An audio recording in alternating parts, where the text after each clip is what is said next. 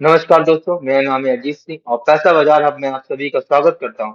आज हम बात करेंगे इरेडा के क्वार्टर टू रिजल्ट्स के बारे में, फाइनेंशियल परफॉर्मेंस कैसी है और कंपनी लोन देने का काम करती है तो इसका लैंडिंग परफॉर्मेंस कैसी है और लोन बुक के बारे में जो कि बता उससे पता चलेगा कि इनका डाइवर्सिफिकेशन कहाँ कहाँ पर है, किस किस सेक्टर में इन्होंने लोन दिया है।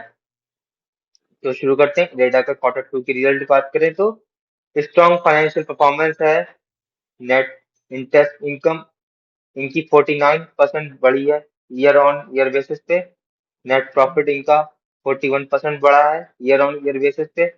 लोन बुक 31% बढ़ी है ईयर ऑन ईयर बेसिस पे।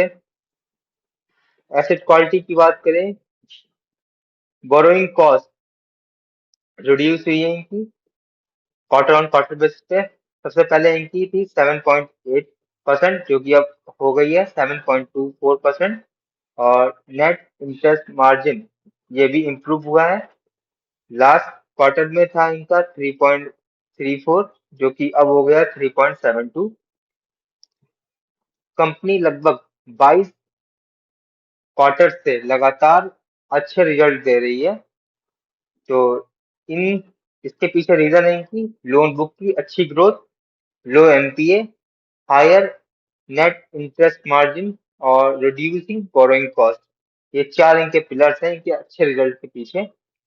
और देखें कि हाईलाइट 2021 से 25 के बीच में तो रेवेन्यू 2021 में था 2655 करोड़ रुपीस जो कि 2025 में हो गया है 6754 करोड़।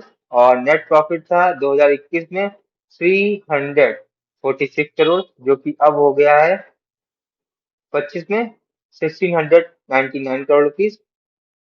अगर हम आसान भाषा में समझें तो ईपीएस को आधा समझते हैं। पहले 2021 में कंपनी का हर शेयर होल्डर के लिए 4.42 रुपीस कमाती थी जो कि अब 2025 में 6.32 कमा रही है, तो काफी अच्छी ग्रोथ है।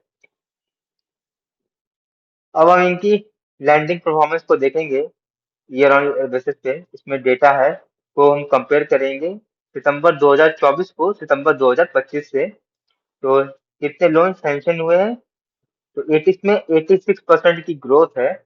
लास्ट ईयर सितंबर में हमने 17,860 करोड़ रुपीस का सैंक्शन किया था लोन जो कि इस साल सितंबर में किया है 33,148 करोड़ रुपीस। डिसबर्समेंट की बात करें यहाँ पे 54% की ग्रोथ है।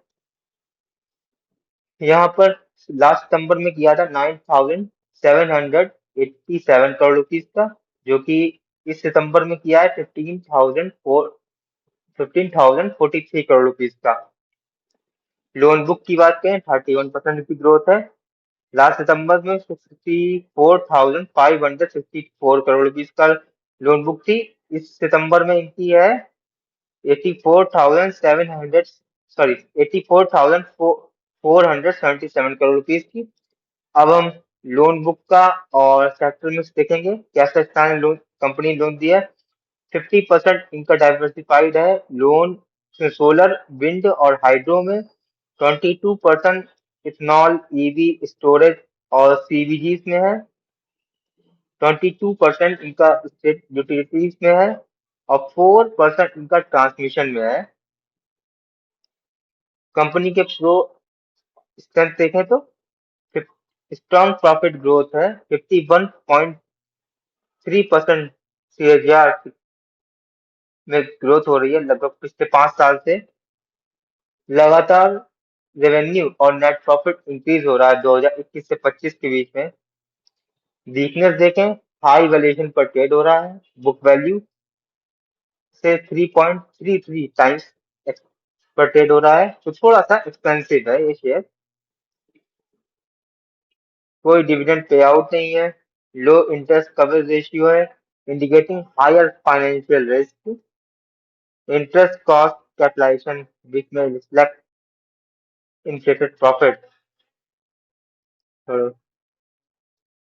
फ्यूचर एनर्जी टारगेट की बात करें इंडिया के क्या है तो 90% हमारे future energy non fossil sources से आनी चाहिए। अप्राकृतिक तरीकों से जो आएगी एनर्जी सोर्सेस है 90%, हमारा इंडिया का टारगेट है, उसको हम सोलर और रिन्यूएबल सेक्टर पर फोकस करके डालना चाहते हैं। इंडिया का एम है डेवलप्ड नेशन बनने का 2047 तक की।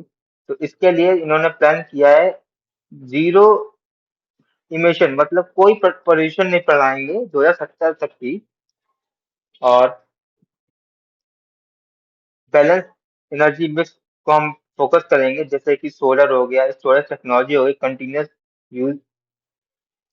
हम थोड़ा सा फ्यूल्स वगैरह का और कहीं कोल वाले थर्मल पावर का यूज कम करेंगे। शेयर होल्डिंग पैटर्न की बात करते हैं, तो इसमें 3 क्वार्टर्स को लिया गया है, मार्च से सितंबर तक की। तो प्रमोटर्स होल्डिंग स्टेबल है। फाइनेंशियल इंस्टीट्यूशन में 1.9% की गिरावट आई है। डोमेस्टिक इंस्टीट्यूशन में 2.6% की गिरावट है और पब्लिक होल्डिंग है 23.7%। ये वीडियो सिर्फ और सिर्फ एजुकेशनल पर्पज के लिए था, कोई भी बाई सेल की रिकमेंडेशन नहीं है। अगर आपको किसी और स्टॉक के बारे में जानना है तो आप उसका नाम कमेंट सेक्शन में मेंशन कर सकते हैं। Thank you.